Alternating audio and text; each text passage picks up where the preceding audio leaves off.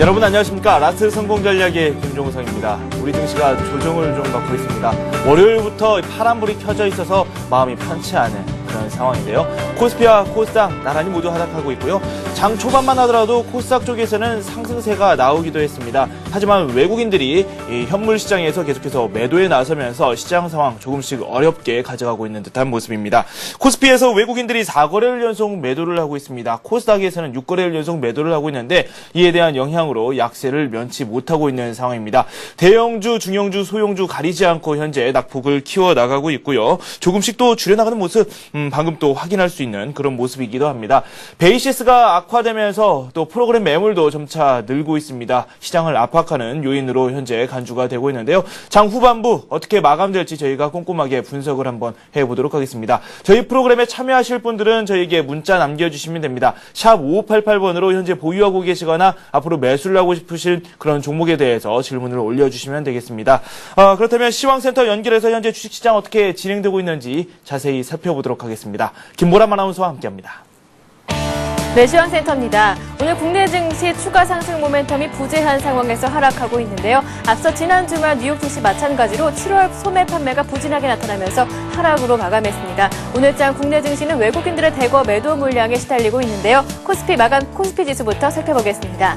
현재 코스피는 6포인트 내리면서 1740포인트 가리키고 있습니다. 오늘 출발은 개파락으로 출발하면서 1735포인트에 출발했는데요. 외국인과 프로그램 쪽에서 매물이 거세게 나오면서 장 초반에는 1717포인트까지 내려가기도 했습니다. 개인 쪽에서 매수세를 점차 확대해가면서 1740포인트까지는 회복한 모습인데요. 오늘 일장의 수급 상황 좀 더 자세히 살펴봅니다. 외국인들이 3천억 원 넘는 물량, 매도 물량 내놓고 있습니다. 개인과 기관 쪽에서 매수 우위가 나타나고 있는데요. 개인이 2,500억 원, 기관이 300억 원 정도 매수 우위가 나타나고 있습니다. 프로그램 쪽에서는 2천억 원 넘는 매도 물량 나오고 있는 상황입니다. 이어서 코스닥 살펴봅니다. 코스닥 마찬가지로 파란불을 켜놓은 상태인데요. 현재는 1포인트 내리면서 475포인트 가리키고 있습니다. 오늘 출발은 477포인트 상승으로 출발했습니다. 하지만 장 5분 지나서 하락으로 흐름을 바꾼 상태인데요. 현재는 0.34% 하락 흐름이 나타나면서 475포인트 가리키고 있습니다. 이어서 수급 상황 좀 더 자세히 살펴봅니다. 오늘 장에서 개인 역시 매수 우위 나타나고 있는데요. 120억 원 정도의 매수 우위가 나타나고 있는 상황입니다. 반면에 기관과 외국인 쪽에서 매도하고 있는데요. 기관이 20억 원, 외국인이 100억 원 정도 매도 우위가 나타나고 있는 상황입니다. 이어서 외환시장 가봅니다. 원달러 환율은 현재 6원 20전 오르면서 1,190원 가리키고 있는데요. 글로벌 경기도나 우려감에 달러가 강세를 보이고 있고요. 코스피가 약세를 보임에 따라 외국인 순매도 관련 환전 수요가 상승 압력을 작용하고 있는 것으로 풀이됩니다. 이어서 특징 테마주 살펴보겠습니다. 외국인들의 매도에 IT주들의 분위기가 싸늘한데요. 먼저 대형 IT주부터 살펴봅니다. 삼성전자가 0.5% 하락하고 있고요. LG디스플레이, SDI가 하락하고 있습니다. 반면에 LG전자, 하이닉스, LG 쪽에서는 빨간불로 흐름을 바꾼 상태입니다. LED도 마찬가지로 하락하고 있는데요. 종목들 살펴봅니다. 삼성전기가 보합에 있고요. 서울반도체, 포스코 ICT, 일진디스플레이, 유니텍전자까지 파란불을 켜놓은 상태고요. 유니텍전자는 13% 두 자릿수 하락세가 나타나고 있는 상황입니다. 업종지수로 봤을 땐 은행주들이 가장 많이 내리고 있는데요. 종목들 살펴봅니다. 신한지주가 2% 내리고 있고요. 우리금융이 3% 가까이, 그리고 기업은행이 3% 내리면서 은행주들 외국인과 기관의 매도에 오늘 하락하고 있습니다. 반면에 오늘장에서 오르고 있는 종목들은 한정돼 있는데요. 먼저 원자력 발전주 살펴보겠습니다. 폴란드가 한국과 원자력 발전 협력 협정을 체결했다는 소식에 관련주들이 관심을 받고 있는데요. 종목들 살펴봅니다. 두산중공업이 2% 오르고 있고요. 한전기술이 3%, 그리고 광명전기가 4%, 조강 ILI가 11% 큰 폭으로 오르면서 원자력 발전주들이 관심을 받고 있습니다. 마찬가지로 우주항공주 살펴보겠습니다. 나로 3차 발사가 확정됐다는 소식에 관심을 받고 있는 모습인데요. AP시스템이 1% 오르고 있고요. 한양ENG가 5.6%, 한양디지텍이 4.5% 오르면서 오늘장에서 우주항공주가 관심을 받는 모습입니다. 반면에 전기차주들은 하락하고 있습니다. 수성의 횡령 악재에 따라서 오늘장 큰 폭의 하락세가 나타나고 있는데요. CMS가 4.5% 내리고 있고요. AD모터스와 삼성옵티스가 6% 하락하고 있습니다. 태광ENC가 13% 두 자릿수 하락세 나타나면서 전기차주들이 파란불을 켜놓은 상태입니다. 오늘장 외국인들의 큰 폭의 매물이 나오고 있는데요. 외국인들, 대형주, 그리고 전기전자 업종 중심으로 매물을 집중하고 있습니다. 지금까지 2시 구간 시장 상황 전해드렸습니다. NH투자증권의 김영렬 연구원 연결되어 있습니다. 더욱더 자세한 소식 살펴보도록 하죠. 안녕하십니까? 네, 안녕하십니까? 지난주 금요일에 많은 전문가들께서 월요일 시장 좀 지켜보자 이런 말씀을 하셨습니다. 이들의 좀 예상대로 상당히 좀 부진한 그런 장이 펼쳐지고 있습니다. 주가도 그렇게 크게 출렁이지 않는 그런 모습인데 외국인들의 매물이 꽤 많이 나오고 있거든요. 현재 시황 분석 좀 해주시죠. 네, 우선 현재 마감을 약 1시간 채 안 남겨놓은 현재의 시장의 위치와 또 오늘 종가만을 봤을 때는 오늘 뭐 특별히 무슨 일이 있었냐 싶을 정도의 크게 변화가 없는 듯 느껴지지만 오늘 장중한 때 종합주가지수가 1720포인트를 하회하면서 전반적인 어떤 기술적 부담 그리고 거래량 감소에 따른 어떤 매수세의 실종 부분 등이 전반적인 어떤 시장 수급에 부정적 영향을 끼쳤다고 볼 수가 있습니다. 또 오늘 차익을 중심으로 약 2천억 원가량 출회된 프로그램 매물에 대한 영향력이 그만큼 커졌다고 볼 수가 있겠고요. 지난 금요일 종합주가지수가 급등세를 나타내주었지만 당시 일일 거래량이 약 2억 7천만 주로 3억 주도 채 되지가 못했었고 현재 1시간을 채 남겨주지 않은 현재 시장의 위치에서도 아직도 3억 주를 밑돌게 되는 거래량 부진이 나타남으로써 전반적인 시장 분위기는 경기와 그리고 또 기업 이익 측면의 어떤 모멘텀이 다소 좀 소진된 상태에서 관망 분위기가 다소 좀 짙다라 볼 수가 있겠고 오늘 철저히 어떤 특정 경제 지표 및 어떤 시장 재료에 움직였다는 측면보다는 프롬과 밀접한 어떤 수급의 영향력이 오늘 전반적인 어떤 시장의 변동성을 만들었다라 볼 수가 있을 것 같습니다. 수급에 대한 말씀을 해주셨는데 오늘 우리 시장이 장중에 부진했던 이유가 은행주 그리고 또 전자전기업종 쪽으로 외국인들의 매물이 나왔기 때문이거든요. 왜 이런 일들이 나왔는지 이들 업종에 대한 이야기를 좀 나눠볼까 합니다. 어떻습니까? 네, 우선 관련된 업종에서 특정한 악재가 나왔었던 부분도 잡기는 어렵고요. 오늘 장중에서 계속 나오는 부분은 어떤 삼성생명의 지수 편입 과정에서의 포트폴리오 조정 과정이 프로그램 매물로 연계되어서 나타나 주었다라는 부분이 시장에서는 강조가 되었습니다. 일상적으로 과거에도 어떤 종목 교체 과정에서는 충분히 나타날 수 있는 현상이지만 앞서 지적해드렸었던 것처럼 전반적인 시장 거래량이 침체되었기 때문에 시장이 이 충격을 이겨내지 못하고 장중 변동성을 이끌어냈다는 정도로 보시면 될 것 같고요. 어떤 앞서 지적하셨던 업종의 어떤 특별한 이슈라든지 뉴스가 터져서 이런 변동성이 나타났다라 보기에는 어려움이 있어 보입니다. 네, 그렇다면 언제든지 제자리로 또 쉽게 돌아갈 수 있을 것이다. 이렇게 예상할 수도 있을까요? 네, 우선 2분기 실적이 이제 마무리된 단계에서 어떤 시장의 관심은 다소 좀 매크로적인 관심으로 이제 좀 넘어간 듯 보입니다. 지난 2분기 실적까지 올 상반기 동안은 기업의 이익을 우선적으로 보게 되는 어떤 바텀업 방식의 접근이 시장에선 선호가 되었지만 최근에 글로벌 경기와 관련된 이런 어떤 경제 지표의 영향력이 확대되면서 시장은 단기적으로 좀 탑다운 방식의 어떤 접근이 선호되고 있는 상황입니다. 결국 탑다운 방식의 시장에서 선호되고 있다는 것은 시장 재료에 따라서 다소 좀 부침이 심할 가능성 자체가 크다라고 볼 수가 있겠는데요. 결국 이번 주에도 주중에 발표되는 주요 경제 지표들, 특히 국내뿐만 아니라 미국, 유럽 주요 국가들의 어떤 제조업 관련 경기 지표들과 경기 선행지수 등에 대한 내용 등이 시장 심리를 결정지을 가능성이 높기 때문에 이들 지표에 대한 부분을 관심을 가져두는 것이 가장 우선돼야 될 것 같고요. 우선 수급이 안정되기 위해서는 오늘 다소 좀 매도의 규모를 늘려놓았었던 외국인 투자자들의 포지션이 조금 더 안정된 어떤 흐름을 나타내는 것이 우선되지 않겠냐라고 보여집니다. 네, 그렇군요. 일단 수급이 좀 많이 갖춰져야 될 것 같다는 생각이 드는데 환율이 오늘 좀 오르고 있습니다. 환율 시장 전망도 함께 말씀 좀 부탁드릴까요? 네, 우선 최근 단기적으로 달러 약세가 그동안 지속되어다가 최근 글로벌 경기 둔화 우려 등으로 인한 안전자산 선호 현상이 지난주 이후에 확산되면서 우리 원달러 환율도 이와 연동된 아주 급반등세를 나타내는 모습을 보여줬었는데요. 하지만 오늘 장중 종합주가지수가 저점 대비 현재 보합권까지 장중 반등이 시도되는 모습과 마찬가지로 이와 반대로 환율은 1,200원 선에서의 저항이 현재 진행되면서 빠르게 그 상승폭을 상승폭이 둔화되는 모습이 나타나고 있습니다. 그만큼 환율이 1,200원 선을 넘어서는 것이 그렇게 쉽지만은 않다라고 볼 수가 있겠고 이런 환율에 대한 안정은 종합주가지수의 지난주 6주 만에 하락세를 보인 국내 증시가 어떤 반등의 여력을 좀 잡아볼 수 있던 그런 어떤 바로미터로 작용해 볼 수가 있기 때문에 이번 주 어떤 종합주가지수의 흐름과 환율에 대한 향방은 엇갈려서 살펴보실 필요가 높다라고 보여집니다. 네. 조금 작게 시장을 들여다보도록 하겠습니다. 당장 투자 전략을 좀 살펴봐야 될 텐데 이 현금 비중 어느 정도 가져가야 될지 구체적인 투자 전략 좀 짜주시죠. 네, 앞서 제가 탑다운 방식의 시장 접근이 선호되고 있다는 것은 당분간 지켜봐야 될 경제 지표가 많고 좀 큰 그림을 볼 필요가 있다는 점입니다. 또 이렇게 이런 시장 상황에서 매수세가 실종되고 거래량도 좀 부재한 상황이 있다라면은 시장에서는 쉽게 어떤 추세적인 의미를 가질 수 있는 주도주를 찾는 것이 어렵다라고 볼 수가 있겠는데요.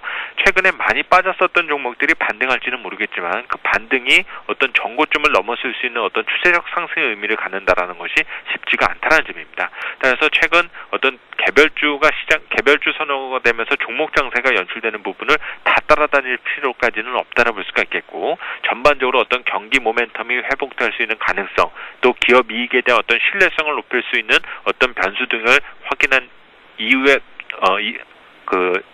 접근할 수 있는 그 시점까지는 일정 현금 비중을 유지하는 것이 중요하고, 현재는 어떤 비중에 대한 확대 측면보다는 리스크 관리에 대한 주력을 하는 것이 단기적으로 이번 주 내내 필요하지 않겠냐고 보여집니다.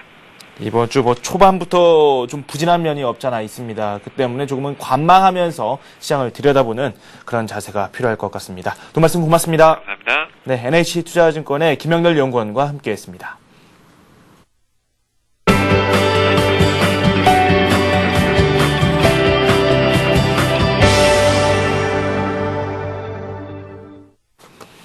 네, 오늘의 이슈 살펴보도록 하겠습니다. 하이투자증권의 김영진 부장과 함께하도록 하겠습니다. 안녕하세요. 안녕하십니까. 네, 요즘 들어서 모멘텀이 상당히 없습니다. 수급도 좀 꼬여있는 것 같다는 생각이 들 정도로 좀 부진한데요.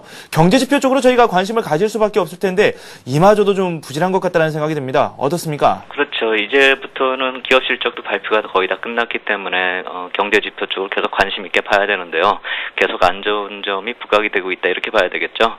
지난 주말에 미국의 소비지표도 부진하게 나왔고요. 오늘 일본 증시 쪽에서 나온 소식도 또 불안하게 만드는 그런 소식이 나왔습니다. GDP 수치가 일본 쪽에서 나왔는데 또 부진한 얘기가 나오고요. 이러한 일본 경제의 부진이 현재 주식시장에서 가장 걱정하는 글로벌 경기 둔화하고 또 그동안의 재정정책의 효과가 마무리되면서 나타나는 그러한 또 역작용이라는 점에서 향후 전망도 부진하게 예상될 수밖에 없고요. 그렇기 때문에 또 악재가 불거지는 그런 상황이다 이렇게 봐야 될 것입니다. 세부 항목을 볼 때 수출 부문은 무난하게 나왔지만 최근 엔고 현상이 일본 경제와 또 증시를 압박하던 그런 상황이었기 때문에 향후 엔고가 수출에까지 악영향을 주는 상황까지 예상이 되면서요.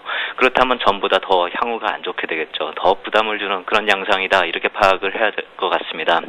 그동안의 부담 요인과 우려감이 이제 일본 쪽에서도 시장에 반영이 되는 모습이다 이렇게 볼 수 있겠고요. 오늘 그렇기 때문에 장 초반 하락이 좀 깊어졌죠. 우리 시장 61선의 지지력까지도 거론되는 그런 모습이었는데 61선이 1711포인트였는데요. 그로부터 거의 많이 올라왔습니다. 다시 1740포인트 거의 보합 수준까지 올라오는 그런 모습인데요.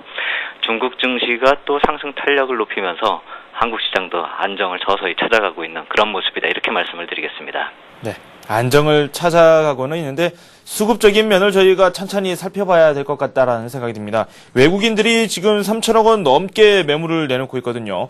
지금 지난주 합쳐서 봤을 때는 3거래일 연속 매도 행진을 펼쳐나가고 있습니다. 시장에 대해서 좀 부정적으로 바라보는 시각이 있는 것 같다는 생각이 드는데 수급 상황도 살펴보도록 하죠. 예, 단기적으로는 좀 부정적인 모습이 나타나고 있다. 이것을 부정하기는 힘들 것 같습니다. 지난주 옵션 만기를 전후로 해서 외국인 매도세가 좀 길어질 가능성에 대해서도 생각해 볼 필요가 있었는데 현재까지 움직임으로 살펴보면 지난주 옵션 만기일의 영향으로 인한 그런 단기적 매도였다. 그렇기 때문에 단기에 마무리된다. 이렇게 보기는 힘든 움직임이다. 이렇게 봐야 될 것 같습니다. 주식 매도 규모가 옵션 만기일 전날 매도 반전을 해가지고 106억을 매도를 하고요. 옵션 만기일날 5천억 넘게 매도가 나왔죠. 그 다음날 금요일에는 1,600억 매도가 나오고 오늘은 3천억 넘게 매도가 나오고 있습니다. 환율의 급등락 현상과도 좀 연결해서 볼 필요가 있어 보이는데요. 또 선물 쪽에서도 마찬가지 모습을 보이고 있습니다. 지금은 200계약 정도 순매수 전환을 했는데요. 6월 옵션 만기, 6월 동시 만기 이후에 어제까지 1750계약 정도 누적 순매도를 했기 때문에 오늘 200계약이 매수가 들어온다 하더라도 아직도 누적 순매도를 유지하고 있는 상태고요. 그렇기 때문에 베이시스가 악화되면서 또 시장에 악영향을 미치고 있다 이렇게 봐야 될 것입니다. 외국인 쪽 이 매도 상황을 단순하게 한국 시장을 이탈하는 것인가 아니면 글로벌 유동성 흐름의 변화로 일가하는가 이 관점으로 좀 구분해서 볼 필요성도 생긴다 이렇게 말씀을 드리겠는데요. 글로벌 시장의 동향을 살펴보면 이것이 한국 시장만의 조정세고 또 한국 시장에서만 이탈하는 것은 아니라는 점을 쉽게 알 수 있습니다.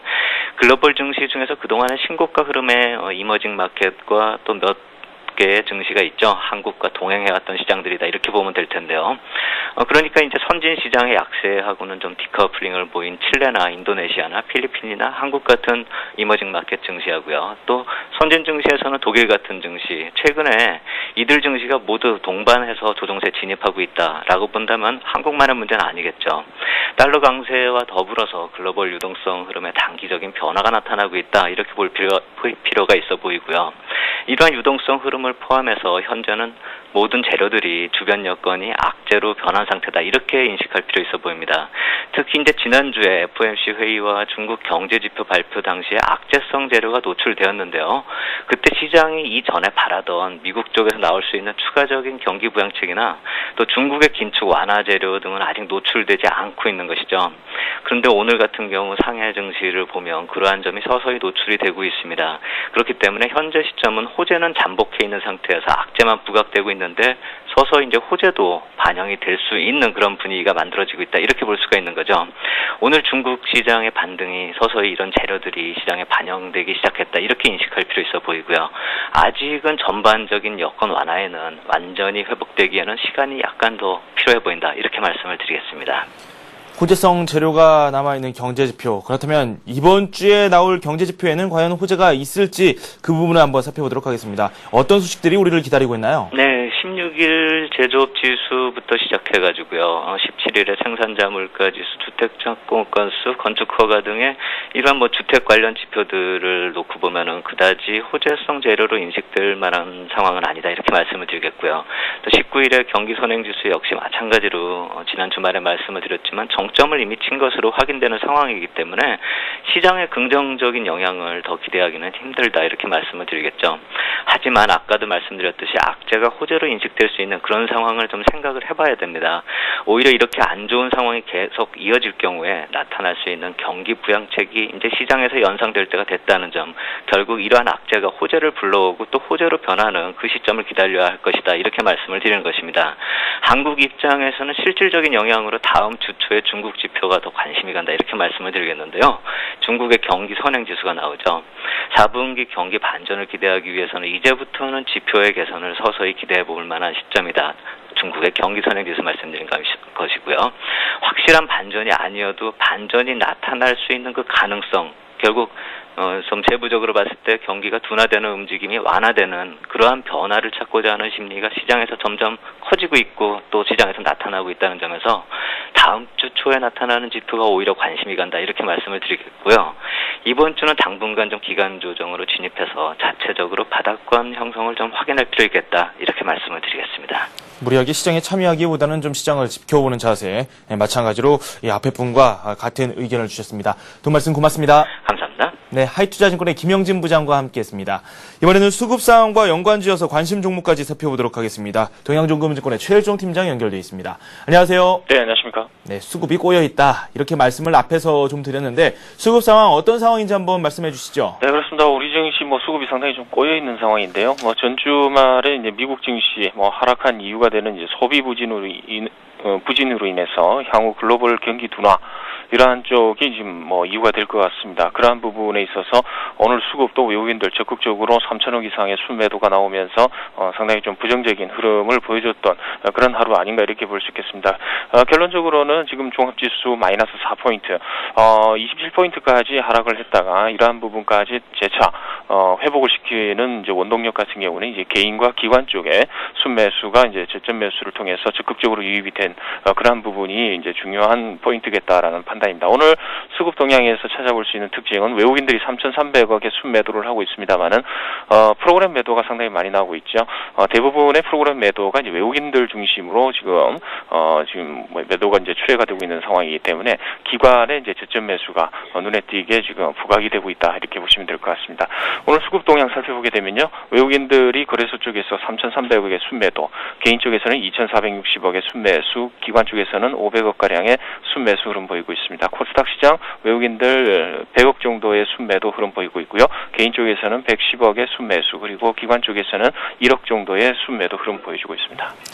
대형주들 많이 하락하게 돼 있어서 장중에 지금 KB금융을 비롯해서 삼성전자까지 대형 IT주와 금융주들이 좀 부진한 모습을 보이기도 했었고 그 원인으로 외국인과 기관이 매도를 했기 때문이다. 이렇게 앞에서도 저희가 분석을 좀 해드렸습니다. 어떤 종목들이 매매 상위 종목군들에 올라와 있는지 살펴보도록 하죠. 네, 그렇습니다. 오늘 뭐 외국인들 순매수하는 종목들은 이제 대체적으로 그 향후 실적이 좀 개선되는 쪽에 좀 포커스가 맞춰져 있는 것 같습니다. 그래서 그러한 부분과 그동안에 낙폭 과대했던 종목들을 중심으로 해서 순매수가 좀 유입이 되는 그런 상황이고요. NC소프트와 LG 그리고 NHN, 삼성테크인, 하이닉스 등으로 순매수가 유입이 되고 있고요. 이 외에도 기아차라든가 하나케미칼, 웅진에너지, 대우조선해양 쪽으로도 매기가 활발하게 유입이 되고 있는 상황이다 이렇게 보시면 될 것 같습니다. 아울러 순매도하는 종목들 보게 되면은 이제 향후 전망 자체가 좀 불투명한 종목들에 대해서는 매도 쪽으로 이제 그 비중 자체를 좀 축소하는 그런 모습을 보여주고 있는데요. 삼성전자라든가 포스코 그리고 KB금융, 신한지주, 삼성전기 등으로 순매도를 좀 확대하는 그런 모습을 보여주고 있습니다. 아울러 기관 쪽에서의 순매수하는 종목들을 살펴보게 되면요. 오늘은 이제 현대증권과 그리고 삼성중공업, LG, 두산중공업과 KT 등으로 순매수를 좀 확대를 하고 있고요. 이 외에도 하이닉스라든가 STX 페노시안 그리고 KT, 삼성중공업 등 중공업 관련주들도 어느 정도 순매수를 좀 확대하는 모습을 보여주고 있다 이렇게 보시면 될 것 같습니다. 순매도하는 종목들을 살펴보게 되면요, 금융주 종목과 그리고 건설 일부 그리고 전기전자 쪽 뭐 일부 종목이 좀 잡혀 있는데요. KB금융과 이 삼성전자, 외환은행, 한국전력, GS건설 등으로 이제 순매도를 하고 있습니다만은 외환은행이라든가 우리금융, 대우증권, 우리투자증권, 뭐 증권주 대부분을 갖다 순매도를 좀 확대하는 그런 이제 수급 동향을 좀 보여주고 있다 이렇게 보시면 될 것 같습니다.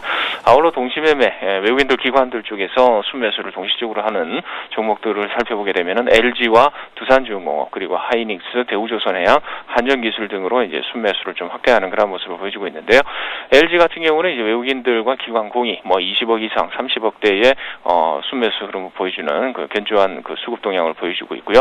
두산중공업도 뭐 어느 정도 그 발전소에 관련한 어느 정도 리스크가 해소가 되면서 기관들 쪽에서 적극적으로 매수가 유입이 되고 있습니다. 그래서 기관들 쪽에서 30억 가량의 순매수가 유입이 되면서 두산중공업의 상승폭을 좀 확대하는 그런 모습을 보여주고 있고요. 하이닉스 그동안 많이 빠졌다라는 이유로 어느 정도 동시 매수가 좀 유입이 되고 있는 상황인가 이렇게 볼 수 있겠습니다. 아울러 이제 그 원자력 관련해서 한전기술이 동시 순매수가 잡혀 있는 것이 좀 특징적이다 이렇게 보시면 될 것 같습니다. 네, 이렇게 매매 상위 종목군들을 살펴봤고요. 포트폴리오 한번 살펴봐야 될 것 같습니다. 포트폴리오에도 변화가 조금 있습니다. 한 종목이 추가로 편입이 됐는데 말씀 좀 부탁드릴까요? 네, 그렇습니다. 포트폴리오 같은 경우는 이제 전주 말에 이제 한 두 종목을 갖다가 좀 제외를 시키면서 어느 정도 포트폴리오가 좀 슬림화되는 그런 이제 모습을 보여줬는데요. 일단은 뭐 전주에 추천했던 종목들 몇 가지 포함시키고 그다음에 이제 신규로 편입하는 종목들 오늘 추가로 이제 편입을 시키면서 일단 포트폴리오는 계속해서 6개 종목을 이제 가져가는 쪽으로 말씀을 드려보도록 하겠습니다. 일단 저번 주말에 이제 그 추천을 드렸던 종목 뭐 현대백화점 포함해서 기존 추천했던 그 포트폴리오에 구성이 됐던 종목이죠. 한진중공업과 한성 그리고 삼성전기, 한화 뭐 등을 갖다 계속해서 유지를 하는 쪽으로 하고요. 오늘 신규로 해서 이제 새로 편입을 시키는 종목이 이제 하이닉스가 되겠습니다. 하이닉스 오늘 베스트 종목으로 제가 또 설명을 드려야 되는 그런 종목으로 이제 말씀을 드리겠고요. 하이닉스를 한번 말씀을 드려보게 되면요. 일단은 이제 외국인들과 이제 기관들 쪽 동시 순매수에 우리가 주목을 좀 해봐야 되겠다는 측면이고요. 당사의 최근 주가 하락의 이유 중에 이제 한 개는 최근 DDR3의 반도체 가격이 최근 하락을 하면서 수익성이 2분기 정점으로 해서 3분기 둔화될 것이라는 이제 외국계 보고서 때문에 외국인들의 매도가 적극적으로 이어지면서 하락을 했다라고 할 수 있겠습니다. 그러나 전주 당사의 수급 동향을 살펴보게 되면요. 전체 외국인 전기전자 순매도 금액이 5,920억 정도로 나와 있는데요. 전체죠. 외국인들 전체 거래소 시장에서 순매도 금액이 5,920억 정도로 나와 있는데 이 중에서 이제 전기전자 업종이 차지하는 비중이 이제 56% 정도이고요. 그 중에서 하이닉스로의 순매도 금액이 400억 정도를 차지하고 있다라고 할 수 있겠습니다. 그러나 전주의 그 당사 실질적인 공매도 금액을 한번 살펴보게 되면 좀 의외의 부분이 있다 이렇게 볼 수 있겠는데요. 공매도 금액 약 한 주간 830억 정도로 실질적인 가격 하락이 이러한 공매도를 통해서 적극적으로 발생했다라고 할 수 있겠습니다. 그러나 이제 실질적인 측면 우려가 되는 이러한 보고서적인 부분에 있어서의 그 하반기 동향을 살펴보게 되면요. 하반기 40나노 공정 비중 확대로 인해서 이제 추가적인 원가 절감 효과 그리고 이제 그 출하량이 이제 증대가 되면서 이제 어느 정도 상당히 좀 매출액이 좀 증가할 것으로 이렇게 보고 있고 실질적으로 외국인들이 보고 있는 이제 그 실적 부분에 이제 그 감소 이런 부분을 어느 정도 채울 것으로 이렇게 판단을 해보겠고요. 주요 매출처로서 이제 중국이 되겠는데요. 중국 내수가 이제 중요한 변수로 작용을 합니다. 중국이 10월 초에 이제 국경절 특수를 앞두고 있고요. 재고 비축 수요가 지금 발생을 하고 있습니다. 그래서 8월 후반부에서는 이제 메모리 반도체 수요가 다시 증가할 것으로 이렇게 기대가 되고 있기 때문에 DDR3의 가격 하락이 매출 증대와 원가 절감 효과로 인해서 어느 정도 하락 부분 수익성 하락을 채워줄 것으로 이렇게 판단이 되기 때문에 최근에 이제 공급 초과로 인한 이제 가격 조정 뭐 이런 부분은 가격적인 측면에서 충분히 반영이 됐다라는 판단을 해보도록 하겠습니다. 기술적으로 오늘 뭐 차트 흐름 한번 보시겠습니다. 차트 흐름을 보시면서 말씀을 드릴 텐데요. 저번 주 목요일 날 22,000원 저점 이후로 해서 지금 세 번째 양봉이 발생을 하고 있습니다. 일단 뭐 패턴학적으로 패턴상으로 보게 되면은 21선이 위치되어 있는 부분에서의 저항대를 좀 염두에 둬야 되는 그런 상황입니다만은 최근에 이제 고점 대비로 해서 낙폭이 과다했다라는 측면을 적용한다 이러면은 21선 부분 업황선을 어느 정도 추세적으로 돌파를 하면서 이격을 좀 축소하는 쪽으로 이렇게 봐야 되지 않겠나 이렇게 볼 수 있겠습니다. 따라서 매수 가격은 이렇게 보겠습니다. 21,000원에서 21,800원, 21,800원 정도 수준까지 일단 분할 매수하는 쪽으로 이렇게 말씀을 드려보도록 하겠고요. 목표가는 이제 단기적으로 24,000원에서 25,000원 정도의 형성이 될 걸로 이렇게 보고 있는데요. 단기적으로 25,000원까지 일단 목표가를 한번 보도록 하겠습니다. 그리고 중기적으로는 이러한 모든 우려가 되는 실적적인 부분이 3분기에 어느 정도 가시화되는 시점에서 본격적으로 또 추가적으로 올라갈 가능성이 있기 때문에 목표가는 최종적으로 4만원 선까지 보는 게 좋을 것 같다라는 판단입니다. 아울러 손절 라인은 이러한 부분 22,000원 저점 8월 달에 이제 형성이 됐던 22,000원이 이제 깨지는 부분이 되겠습니다. 그래서 20,000원이 하향 이탈을 하게 되면은 어느 정도 손절을 하시고 현금 확보하는 쪽으로 이렇게 말씀을 드려보도록 하겠습니다. 네, 하이닉스 살펴봤습니다. 지금까지 동양종금증권의 최일종 팀장과 함께했습니다. 감사합니다. 감사합니다.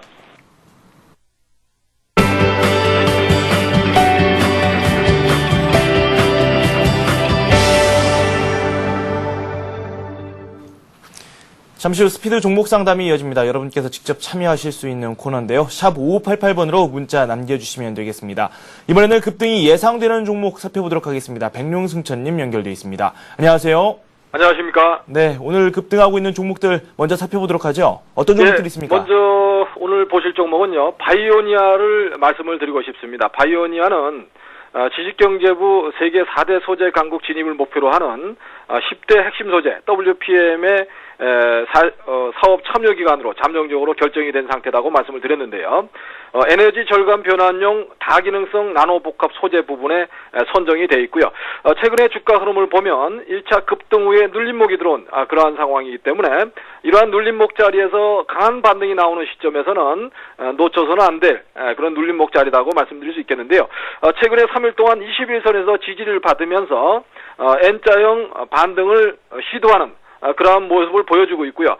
특히 오늘은 5일선을 회복하는 모습을 보여줌에 따라서 향후 직전 고점이었던 5,790원을 도전하는 이러한 흐름이 예상된다는 점에서 오늘 다소 한 5% 정도 올라왔지만 추가적인 공략이 가능하다고 볼 수 있는데요. 자, 바이오니아는 유전자 기술 전문 기업으로서 관련 분야에서도 괄목할 만한 성과를 내고 있고요.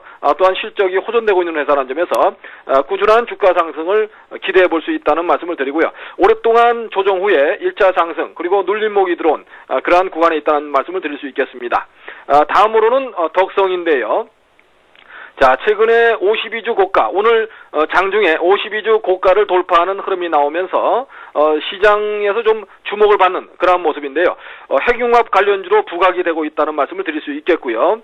핵융합 관련 중에서도 초전도체 관련 원천 기술을 보유한 것으로 알려짐에 따라서 덕성에 대해서 관심을 갖고 접근해야 되지 않나 생각되는데 오늘은 52주 고점을 돌파하면서 단기 차익 매물이 많이 현재 출회가 되고 있다는 말씀을 드릴 수가 있겠습니다. 다음은 에그플레이션 관련주로 부각되고 있는 농우바이오를 말씀드릴 수 있겠는데요. 농우바이오는 국내 1위의 종자 시장 점유율 1위의 종자 회사로 말씀드릴 수 있겠고요. 이 씨앗 관련주로 해서 유일하게 상장이 된 회사라고 말씀드릴 수 있겠는데요. 최근에 곡물 관련주, 비료 관련주라든가 또는 뭐 제분 관련주 이러한 회사들이 단기 급등이 나오면서 농후바이오도 그러한 흐름이 현재 진행되고 있다고 볼 수가 있는데요. 최근에 거래량을 실으면서 직전 박스권 고점을 넘어가는 이러한 흐름이 나오면서 본격적인 상승을 하는 게 아닌가 보여지고요. 특히 하단부는 21선 부근에서 지지가 되고 있고 박스권을 넘어가는 흐름이 현재 나오고 있기 때문에 역사적 고점인 13,000원에 도전하는 이러한 흐름을 한번 기대해 볼 수 있다고 볼 수 있습니다.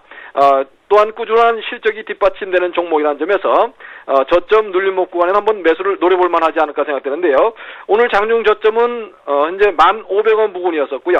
장중 고점은 현재 11,000원까지 올라가는 그러한 흐름이었는데요. 현재는 한 3% 정도 올라서 진행이 되고 있다는 말씀을 드리겠고, 뭐 오늘 다소 떠 있어서 부담이 가신다면 음봉이 나오는 날 한번 노려볼 만하다는 말씀을 드릴 수 있겠습니다. 네, 알겠습니다. 이렇게 해서 세 종목 살펴봤고요. 구체적으로 한 종목을 살펴보도록 하죠. 이 덕성에 대한 말씀을 더 해주신다고요? 예, 덕성이 움직임이 굉장히 좋은 흐름을 현재 보여주고 있고요. 덕성은 뭐 기본적으로도 실적이 괜찮은 회사고요. 또한 초전도체 원천 기술을 보유한 것으로 알려짐에 따라서 향후 신성장 산업에서의 주목을 할 만한 그런 회사가 아닌가 생각되는데, 다만 주가의 변동폭이 굉장히 큰 모습을 보여주고 있죠. 오늘도 한 12% 이상 올라오다가 차익 매물에 밀리면서 400원이나 밀리는 이러한 흐름이 나오고 있다는 점에서 바로 접근하기는 좀 어려운 그런 구간이라고 볼 수가 있는데요. 그러나 역사적 고점을 넘어가는 종목들은 대부분 52주 고가부터 출발했다는 점에서 주목을 해볼 만한 구간이라고 볼 수가 있겠고요. 직전의 고점 부분이었던 4,200원 부분에 강력한 지지가 될 거로 예상된다는 말씀을 드리고요. 현재 구간에서는 다소 변동폭이 큰 만큼 4,000원 정도의 지지 라인을 보시고 공략을 해보는 전략이 좋겠다고 보는데요. 오늘 일단 4,600원까지 대량 거래를 터뜨리면서 직전 매물권을 소화했다는 점에서 내일 눌러준다면 음봉을 그리면서 한 4,000원에 근접하는 이러한 흐름도 가능하다는 점에서요. 현재 구간 내일의 흐름이 굉장히 중요하다. 오늘은 일단 차익 매물에 눌리는 흐름이기 때문에 오늘 지켜보고요. 내일 4,200원 이상 지지하는 흐름이라면 4,200원대 한번 접근을 해보는 전략이 좋겠고요. 이러한 그 매물권을 돌파하는 종목들은 이러한 가격대에서 매물 부담을 던다는 점에서 현재 주가에서 2배 정도 올라갈 수 있는 그러한 힘을 발휘할 거로 예상되고 있는데요. 목표가 다소 높게 8,000원 정도로 본다는 말씀. 다만 이런 추세 직전 고점을 돌파하면서 지켜내는 흐름 꼭 확인하셔야 되니까요.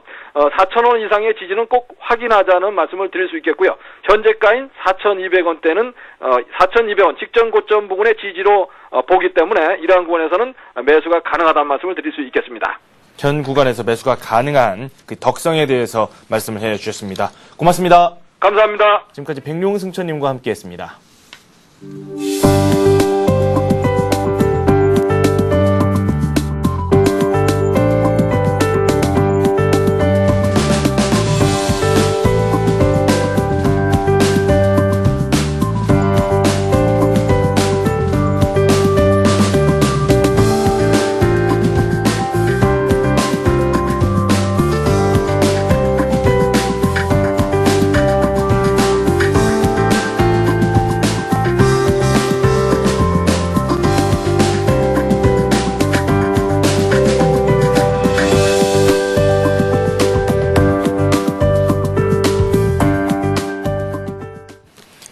스피드 종목 상담 시작하도록 하겠습니다. 오늘은 메리츠 종금증권 동서문지점의 신종희 과장과 함께하도록 하겠습니다. 안녕하세요. 안녕하십니까. 시장 상황을 좀 살펴보니까 변동성이 오늘 좀 있는 하루네요. 낙폭을 키웠다가도 지금 후반부 가면서 많이 줄인 모습이거든요. 일단 외국인이 한 3천억 정도 이상 매도를 보이면서 수급적인 부분이 좀 심리적인 압박을 많이 눌러놓고 있는 양상인데요. 역시 오늘의 반등의 포인트는 중국 시장의 상해 종합지수가 강하게 좀 반등세를 이뤄내면서 이 시장의 첫 스타트 하락폭을 중국 시장이 이제 상해 종합지수가 2% 이상 급락하면서 일단은 첫 스타트를 끊으면서 미국까지 이어지면서 좀 경기 지표 약화라든가 이런 부분들이 좀 연출이 나타나는데, 중국 시장이 금요일부터 시작해서 반등세를 보이면서 오늘 중국 시장이 상당히 좋은 모습을 보이고 있습니다. 시장 상태에서는 전체적인 외국인이 압박하는 가운데 중국 관련주들에 대한 선방들이 좀 눈에 띌 가능성이 높아 보입니다. 시장은 IT 지금 단기 낙폭 과대주인 삼성전기를 제철이라든가 하이닉스 이런 종목 단기 낙폭 과대와 그리고 중국 관련 소재 섹터군들에 대한 부분들이 같이 힘겨루게 하면서 올라오고 있는 양상이기 때문에 시장은 큰 폭의 하락세보다는 좀 변동성이 좀 심한 상태가 연출이 될 것 같다라고 보여지고요. 일단은 그 포인트를 외국인들이 지난 수요일 날 만계약 이상의 선물 매도를 보여줬을 때의 포인트, 만계약이 아직 환매 부분으로 돌아오지 않았기 때문에 일단 만계약의 환매가 어떤 차순에서 어떻게 이루어지느냐에 따라서 시장의 단기간에 좀 빠른 상승도 가능할 것이다. 빠른 되돌림 현상도 일어날 수 있을 것이다라고 보여지고요. 일단 그 만계약에 대한 선물 환매수에 대한 부분하고 시장에 대한 경기에 대한 논란들이 어느 정도 사그라들었을 때 시장은 다시 한번 소재와 산업재 섹터군들의 기존 주도 현대제철이라든가 어떤 SK에너지, 두산인프라코어 뭐 이런 기계장비 그리고 소재 산업재 섹터에 다시 한번 재부각으로 인해서 시장은 좀 안정감을 찾을 수 있는 군으로 좀 형성될 가능성이 높아 보입니다. 그렇기 때문에 시장 너무 불안해하지 마시고요. 전체적인 조금 낙폭 과대주 종목군들 및 기존 주도주 종목들의 좀 탄력적인 대응들이 좀 필요하실 구간인 것 같습니다. 그렇다면 오늘 좀 많이 하락했었던 금융이라든지 IT 쪽으로도 매수에 한번 가담하는 것도 옳다고 보십니까? 개인적으로는 단기 IT 구간들은 좀 단기 바운딩 영역이다라고 기술적 반등에 대한 영역이다라고 보여지고 있고요. 대략 지금 시점에서는 덜 빠진 종목군들의 중기 투자가 좀 유망해 보입니다. 이번에 빠질 때 보시면 현대제철이라든가 SK에너지, 제가 하나케미칼 이런 화학주들 중국 관련 소재 산업 섹터에 좀 초점이 맞춰 있고 중국의 경기 부양에 대한 부분들에 초점이 맞춰져 있는 산업군 쪽으로 좀 이동하시는 게 좀 더 효과적인 전략인 것 같고요. 제가 한 4주, 5주 사이에 계속 이런 종목군들을 연달아 계속 말씀을 드렸고, 한 지지난주에는 3개 종목을 좀 탑픽으로 보자라고 말씀을 드렸습니다. SK에너지, 현대제철, 두산인프라코어, 뭐까지, 하나케미칼까지 계속 제가 관심 종목으로 놓고, 추천을 드리기도 했는데, 그런 종목군들의 저점 불안 매수 좀 장이 흔들릴 때 저가 매수에 좀 동참하시는 게 좀 효과적인 전략이라고 보여집니다. 네. 최근 들어서 이 내수주에 대해서도 관심이 꽤 들어오고 있죠. 그래서 저희가 준비를 했는데요. 롯데 쇼핑에 대해서 질문이 들어와 있습니다. 35만 원에 매수를 하셨고 30%를 보유하고 계신다고 롯데 쇼핑에 대해서 질문을 올려주셨는데 이분께서는 수익권에 현재 놓여 계신 그런 종목입니다. 롯데 쇼핑 오늘 2.5% 급등하면서 시장 마무리가 돼 가고 있습니다. 내수주의 대표 주자라고 할 수 있겠죠. 네, 그렇죠. 뭐 백화점에 대한 부분, 뭐 쇼핑 마켓, 뭐 다 할 거 없이 가장 뭐 안정적인 실적을 유지하고 있는 모습입니다. 근데 이제 가장 이 부분들도 또한 제가 방금 전에 말씀드린 중국 내수에 좀 초점을 맞출 필요가 있습니다. 중국 시장 진출이 조금 가시화되면서 위안화 절상에 따른 수혜를 입을 가능성이 높은 종목으로 보여지고요.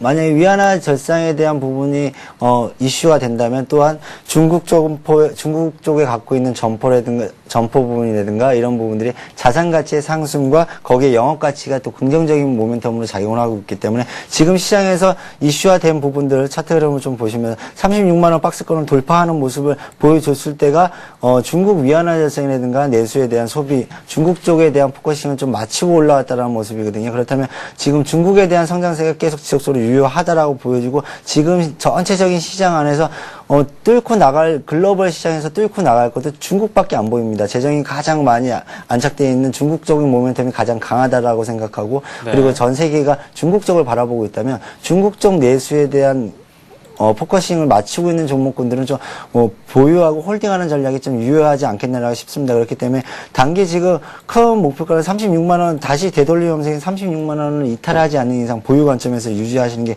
좀 더 효과적인 전략인 것 같고요. 목표가는 1차 목표가 40만 원을 돌파하면 매도가를 말씀을 드리고 싶고요. 거기에 대한 좀 중기 목표가 45만 원까지도 좀 끌고 가면 좀 꾸준하게 상승세를 좀 보일 만한 종목이다라고 보여집니다. 그렇기 때문에 좀 더 여유 있는 투자가 좀 필요한 종목인 것 같습니다. 앞 질문과 똑같은 질문을 한번 드리도록 하죠. 그렇다면 이 종목 역시 신규 투자 입장에서 접근하는 전략에 대해서 어떻게 보십니까? 네, 긍정적인 요인으로 많이 작용할 수 있을 것 같고요. 지금 시장의 단기 등락폭이 좀 있기 때문에 21선 라인을 저점으로 보고 거기에 대한 불안 매수 전략도 충분히 가능하다고 보여집니다. 네, 알겠습니다. 신규 매수도 가능한 권역이다라는 말씀을 해주셨습니다. 웅진에너지 한번 살펴보도록 할까요? 오늘 지분 매각설이 나왔어요. 이 때문에 급등하면서 시장이 전개가 되고 있는데요. 매수하신 분께서는 16,900원에 매수를 하셨고 비중 많습니다. 40%를 보유하고 계시는데 장중에 7% 넘게 급등하기도 했거든요. 네, 일단 뭐 지분 매각 뭐 이런 여러 가지 기타 기업의 변수들에 대한 단기 급등이 일어날 수 있는 부분인데 웅진에너지는 딱 이런 모습으로 좀 보시면 될 것 같습니다. 태양광 인공 웨이퍼를 우리나라에서 좀 대표적으로 생산하고 있는 업체고 글로벌 성장성도 상당히 유효하다라고 보여집니다. 근데 일단은 지금 현재 실적 대비해서는 비싸고 거기에 대한 부분 성장성이 플러스 알파되고 있기 때문에 주가의 수준은 좀 더 우상향할 수 있다라고 보여집니다. 그렇기 때문에 이렇게 좀 해석을 하시면 될 것 같습니다. 지금 곡물 가격이 밀 가격 뭐 러시아에서 수출 중단한다. 전체적으로 뭐 우크라이나에서 수출 중단한다. 이 근본적인 현상이 어디에서 일어났을까라는 생각을 해보면 다 기후에서 일어난 기후 변화 때문에 일어난 거거든요. 그렇다면 거기에 이산화탄소 배출에 대한 부분이 또 캐시천으로 작용하게 됩니다. 전 국가가 우리가 세계적인 그린 성장이다라고 말을 하고 있는데 이 부분의 대체 에너지 공급에 대한 부분을 같이 맞물려서 세계적인 투자가 일어날 수 있겠죠. 거기에 그렇다면 그의 대표적인 종목군으로 뭐 우리나라의 OCI라든가 웅진에너지 뭐 이런 종목군들을 꼽을 수 있습니다. 그렇기 때문에 지금 현재 봤을 때 OCI가 상당히 요 시장이 흔들리는데도 견고한 상태를 보여주고 있는 모습이거든요. 그렇다면 웅진에너지도 거기에 대한 발맞출 수 있다. 지금 현재 실적 대비는 비싸지만 성장성에 대한 부분을 좀 보고 좀 더 긍정적인 시각을 유지하자라고 말씀을 드리고 싶습니다. 그렇기 때문에 좀 단기적으로 지금 16,900원 좀 걸려 있는 모습이기 때문에요. 신규 상장하고 수급적인 부분이 약간 안 좋았습니다. 그래서 조금 하락하는 모습이고 쌍바닥 패턴이 좀 나온 상태에서 지금 2차 상승을 좀 나타나고 20일선을 강하게 돌파를 하고 있는 모습이기 때문에 1차 목표가 단기적으로 19,000원, 19,000원 좀 제시해드리고 싶고요. 손절가는 다시 박스권 하단을 이탈했을 경우에 15,000 부분을 다시 이탈했을 경우 손절에 대한 부분을 좀 고려하시고요. 지금 현재는 2차 목표가는 이 성장 부분들의 모멘텀들이 계속 진행됐을 때, 네. 2만 원대도 다시 한번 진입할 수 있는 종목이다. 성장성이 굉장히 뛰어나는 기업이고, 시대적으로 끌고 갈 수 있는 종목이다라고 보여집니다. 그렇기 때문에 단기적으로는 일단 앞전 고가권에 19,000원 언저리에 오시면 일단은, 분할적으로 한 20% 정도는 좀 축소하고 좀 장기적으로 끌고 가보자. 나머지는 그렇게 좀 말씀을 드리고 싶습니다. 요즘 시장을 살펴보면 조금은 관망하자라는 분위기가 상당히 강하거든요. 네, 그렇습니다. 이분께서는 지금 비중이 40%예요. 네네. 그렇기 때문에 앞으로 전망이 좋다고 하더라도 이 비중 그대로 가져가는 게 좀 무리가 있지 않을까라는 개인적인 생각이 드는데 네. 어떻게 보십니까? 지금 현재 상태에서는 대체에 대한 부분이 시대적인 흐름을 타고 가는 종목군들이 있거든요. 그리고 이런 종목군들은 조금 더 장기 투자하시면 중장기 투자하시면 좀 더 효과적인 전략입니다. 이런 시장이 흔들릴 때 좀 분할 매수하는 전략도 있기 때문에 비중이 40% 정도는 높다라고 생각은 들지 않고요. 좀 더 올라오실 때 네. 비중을 좀 축소하는 전략군으로 좀 이어가시는 게 더 좋아 보입니다. 가장 유효한 비중이라고 한다면 30%? 네, 30% 정도가 좀 적정하다라고 보여집니다. 네, 알겠습니다. 자세한 말씀 해주셨습니다. 웅진에너지까지 살펴봤고요. 이번에는 INC 한번 살펴보도록 하죠. 지난주에 이 천당과 지옥으로 갔거든요. 뭐 지옥에 갔다 온 종목이라고 말씀을 드리는 게 더 나을 것 같다는 생각이 듭니다. INC 매수하신 가격이 1,100원입니다. 30%를 현재 보유하고 계신다고 하는데 지금 가격대가 7,850원. 오늘 2% 가깝게 오르고 있긴 한데 지난주에 낙폭 쉽사리 만회를 못하고 있거든요. 네, 예상보다 2분기 실적이 상당히 안 좋았습니다. 네. 대표적인 모바일 TV용 칩 전문 업체인데요. 우리가 쉽게 알 수 있는 곳들은 차에 많이 달고 다니시죠. DMB. 네. 이제 지상파가 들어가면서 DMB 칩이 많이 들어가고 거기에 대한 부분이 좀 긍정적인 모멘텀과 실적 부분이 좀 나타날 수 있을 것이다라고 해서 전체적인 그 증권사에서도 상당히 긍정적인 봤던 종목인 것 같습니다. 근데 지금 현재 또 하나 볼 수 있죠. DMB 말고 스마트폰이라고 하는 이제 스마트폰 우리 핸드폰에서 TV 보기 시작하지 않습니까? 네. 거기에 대한 칩도 들어가기 시작을 합니다. 근데 우리는 좀 전방 산업을 보면 갤럭시 X라든가 이제 LG전자가 아직 스마트폰에 대한 부분이 출시가 제대로 안 돼 있고 네. 삼성도 막 갤럭시 S가 나온 상태이기 때문에 거기에 대한 시장 점유율이 좀 국내에 약하다라는 부분들이 이 INC가 좀 성장에 대한 부분이나 실적 모멘텀이 좀 축소된 것 같습니다. 그렇다고 해서 우리 IT 전문 업체들이 더 갤럭시 S 이후에 뭐 LG전자 스마트폰이 발매가 안 될 것이냐? 그러진 않을 것 같거든요. 그렇기 때문에 지금 현재 실적은 2분기 실적은 단편적으로 2분기에 좀 국한될 것이다라고 보여지고요. 하반기로 갈수록 좀 단기간에 낙폭이 좀 과했기 때문에 좀 올해 말씀 많이 드리는데 이 부분은 좀 우려하시는 부분보다는 좀 더 양호할 거다라고 보여집니다. 그렇기 때문에 단기 이탈 지금 박스권을 크게 이탈하는 모습이기 때문에 실적으로 이탈을 했지만 장기 성장성 모멘텀이 그다지 나쁘지 않기 때문에 좀 보유 관점에서 홀딩 관점에서 유효하고 실적 대비 PER 수준도 지금 현 실적 대비해서도 PER 5배 수준 2010년 예상 PER 실적도 거의 한 4배에서 5배 수준 정도 놓여있기 때문에 주가도 좀 밸류에이션상 매력적이다. 그렇다면 좀 장기적으로 좀 끌고 가보자라고 드리고 싶고요. 손절에 대한 부분은 지금 단기적으로 말씀을 드리지 않도록 하겠습니다. 일단 차트가 다 흐름이 깨졌기 때문에 펀더멘탈 상으로 봤을 때는 기술적 반등이 나왔을 때 12,000원 수준까지는 급격하게 좀 이슈화되기 시작하면 나타날 수 있을 것 같습니다. 그렇기 때문에 일자 목표가 12,000원 정도 말씀을 드리고 싶고요. 거기에 조금 더 비중을 축소하고 싶다라고 생각이 들면 11,000원, 11,000원 정도의 좀 비중을 축소하시는 전략도 좀 유효해 보인다라고 보여집니다. 제가 계속해서 비중에 대한 질문을 하게 되는데요. 네. 지금 유망하다라는 네네. 뜻으로 저는 받아들였거든요. 네네. 그렇기 때문에 손실을 조금 더 빨리 만회를 하고 더 빠져나와서 더 좋은 종목을 가기 위해서 현 시점에서 비중을 이번 종목 같은 경우는 한번 늘려보는 거에 대해서는 어떻게 생각하십니까? 이 자리에서는 좀 늘려보셔도 될 것 같습니다. 네. 펀더멘탈상 많이 싸다라고 보여지고 거기에 대한 향후 전망성이 나쁘지 않고 국내 스마트폰 업계들이 쫓아가는 부분들이 하반기로 갈수록 내년 상반기로 갈수록 좀 본격화하게 좀 급하게 선두권을 좀 추격할 가능성이 있기 때문에 네. 거기에 대한 부분에 좀 긍정적인 전방산업의 긍정적인 모멘텀을 본다면 좀 긍정적으로 봐도 될 것 같습니다. 그래서 비중을 좀 늘려보셔도 한 10% 정도 더 늘려서 좀 더 효과적인 전략을 가질 수 있을 것 같습니다. 네, 알겠습니다. INC 살펴봤고요. 포스코 강판 살펴보도록 할까요? 3250원에 매수하셨고 20%를 보유하고 계십니다.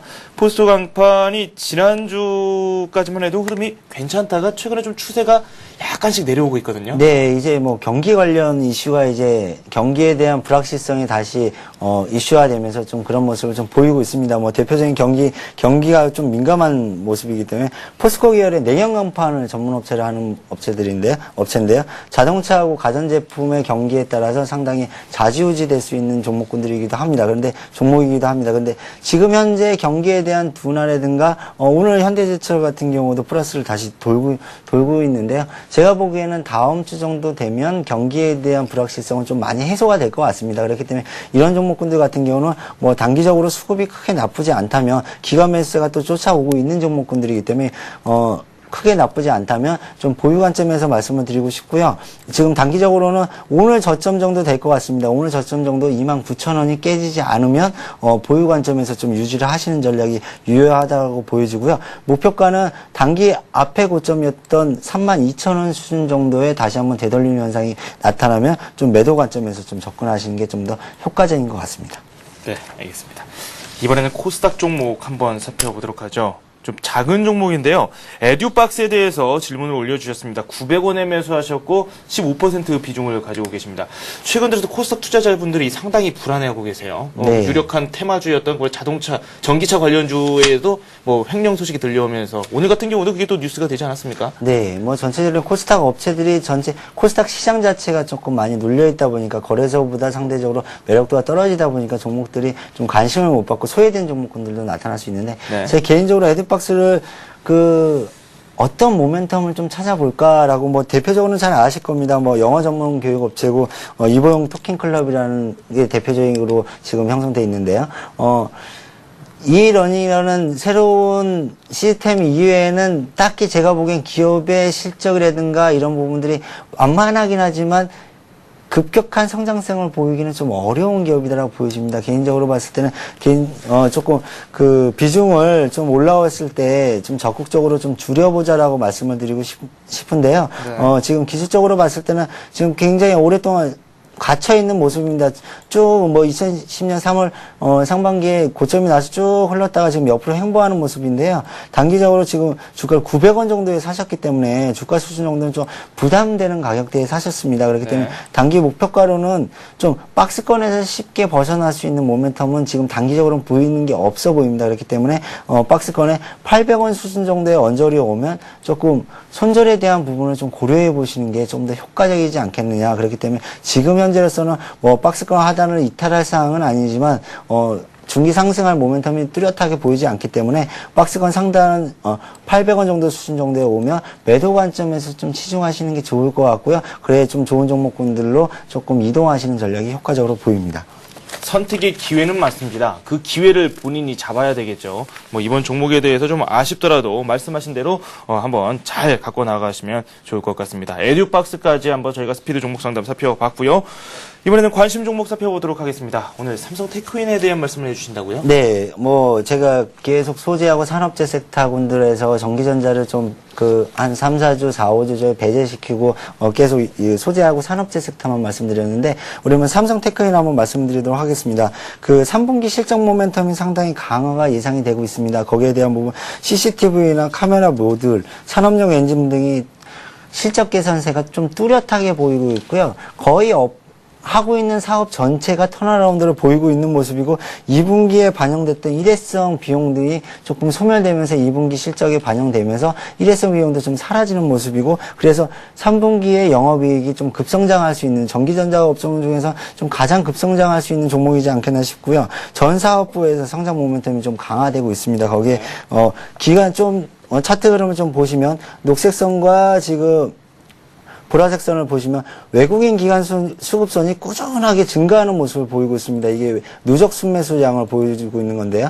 기관 외국인 수급이 꾸준하게 유효하게 나타나고 있고요. 기술적 패턴을 보시면 다른 여타 IT 관련주들은 다들 60일선을 이탈하는 모습에 추세적으로 깨지는 모습인데 삼성테크윈 같은 경우는 60일선을 이탈이 없이 계속 지금 4번에 걸치는 62선을 딛고 일어나는 모습입니다. 가장 트렌드상으로서는 안전하다라고 보여지기 때문에 일단은 단기적인 매수가 11만 3천 원 정도의 매수가로 말씀을 드리고 싶고요. 목표가 13만 원 정도 제시해 드리고 싶습니다. 거기에 이제 손절가는 60일 이동평균 지금 4차례에 걸쳐서 60일 이동평균선을 지지해 왔기 때문에 60일 이동평균선이 이탈하는 시기가 단기 손절가에 대한 부분으로 대응하시는 게 좀 더 효과적인 전략이라고 보여집니다. 네, 삼성테크윈에 대한 말씀을 들어봤습니다. 삼성테크윈 같은 경우는 비중을 신규 매수한다면 어느 정도로 가져가는 게 좋을까요? 개인적으로 봤을 땐 지금 소재하고 산업적 섹터 아까도 말씀드렸어요. 그쪽에 조금 더 비중을 좀 더 많이 실으시는 게 좋을 것 같고요. IT 부분들은 좀 한 20% 정도의 비중을 좀 비중 조절 차원에서 한 20% 정도 비중을 갖고 가시는 게 좋아 보입니다. 네, 최근 좀 장이 어렵기 때문에 비중 조절 상당히 좀 중요하겠죠. 네, 그렇습니다. 네, 알겠습니다.